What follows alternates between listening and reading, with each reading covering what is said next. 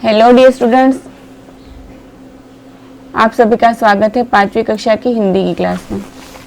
पिछले video session में हमने कविता पानी और धूप इसके अभ्यास की चर्चा पूरी कर ली थी। आशा करती हूँ आप सब ने उसके अभ्यास के प्रश्नोत्तर अपनी हिंदी की नोटबुक में लिख लिए होंगे। आज हम कविता पानी और धूप इसकी वर्कशीट का अभ्यास करेंगे। वैसे बच्चों, कई लोग पूछते हैं कि ये टेक्स्ट बुक में नहीं है, मतलब कि पाठ्य पुस्तक में नहीं है, मगर ये वर्कशीट है, इसलिए ये पाठ्य पुस्तक में नहीं होती है। ये आपको प्रैक्टिस के लिए दी जाती है, आपको अभ्यास करने के लिए इसमें एक्स्ट्रा क्वेश्चन आंसर दिए जाते हैं, विशेष प्रश्नोत्तर दिए जाते हैं। इसलिए ये आपको पीडीएफ फाइल में ही मिलेगी और पीडीएफ फाइल में से ही लिखनी पड़ेगी। कविता पानी और धूप। प्रश्न 1, पहला अक्षर हटाकर नए शब्द बनाओ। इसमें से पहले अक्षर हम नहीं लिखेंगे और बाकी जो अक्षर दिए हैं वो लिखेंगे, तो उससे एक नया शब्द बनेगा। जैसे कि ग र ज, तो ग नहीं लिखेंगे, तो ग को हटा दिया तो रज बन गया। यहाँ ब को हटाया तो रसना, बा को हटाया तो दल, यहाँ वी को हटा दिया तो शाल, यहाँ प नहीं लिखेंगे तो वन, ब नहीं लिखेंगे तो धन। ऐसे ये गरज रज, बरसना रसना, बादल दल, विशाल शाल, पवन वन, बंधन धन। अब इसके बाद है प्रश्न 2, इन शब्दों का वाक्यों में प्रयोग करो। वैसे बच्चों, आप अपने से भी कोई भी अर्थपूर्ण वाक्य यहाँ लिख सकते हैं, जरूरी नहीं है कि आप यही वाक्य लिखें। घड़ा, इस घड़े में पानी भरा हुआ है। धूप, यहाँ बहुत धूप लग रही है। सूरज, सूरज की किरण धरती पर आने से फूल मुस्काने लगे। बरसना, बादल से पानी बरसने लगा। गरजना, बादल गरज रहे हैं। तो ऐसे दूसरे वाक्य भी आप अपने से बनाकर लिख सकते हैं, मगर वाक्य अर्थपूर्ण होने चाहिए और बिना गलती के होने चाहिए। फिर यहाँ दिया है प्रश्न 3, चित्रों को देखो और उनके 2-2 नाम लिखो। आपको ये चित्र नहीं बनाने हैं, आपको सिर्फ ये शब्द लिखने हैं। यह समानार्थी शब्द के रूप में लिखे गए हैं।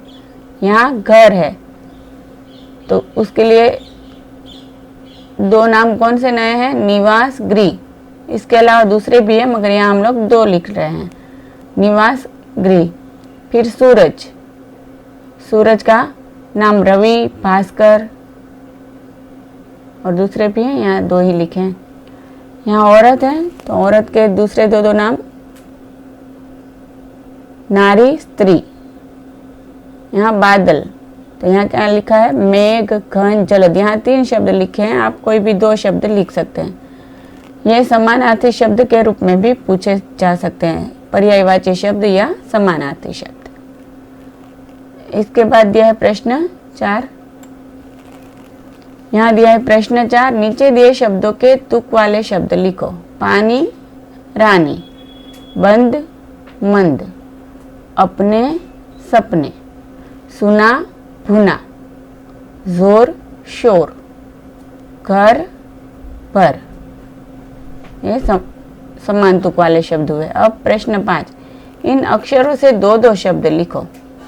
यहाँ ज दिया है तो जल, जाल, ज तो जोर, जमीन, ड डफली, डोरी, ड तो पेड़, भेड़, घड़ी, चिड़िया। ऐसे तो कई सारे शब्द हैं, यहाँ आपको 2 ही शब्द लिखने हैं, कोई भी 2। एक बार फिर से देख लेते हैं। प्रश्न 1, पहला अक्षर हटाकर नए शब्द बनाओ। गरज, रज, बरसना, रसना, बादल, दल, विशाल, शाल, पवन, वन, बंधन, धन। इसमें से हमने पहले अक्षर हटा दिए और नए शब्द बनाए। फिर प्रश्न 2, इन शब्दों का वाक्य में प्रयोग करो। घड़ा, इस घड़े में पानी भरा हुआ है। धूप, यहाँ बहुत धूप लग रही है। सूरज, सूरज की किरण धरती पर आने से फूल मुस्काने लगे।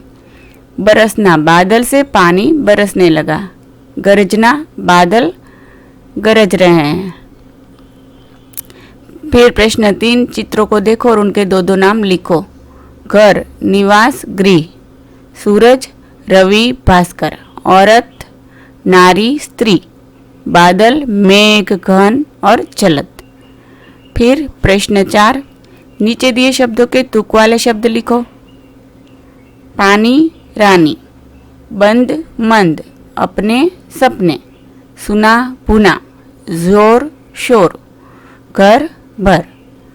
फिर दिया है प्रश्न 5, इन अक्षरों से दो दो शब्द लिखो। ज, जल, जाल। ज, जोर, जमीन। ड, डफली, डोरी। ड, पेड़, भेड़, घड़ी, चिड़िया। तो बच्चों, ये वर्कशीट का अभ्यास हम यहीं पूरा करते हैं। आपको ये सभी प्रश्नोत्तर अपनी हिंदी की नोटबुक में लिख लेने हैं और याद करने हैं। Thank you.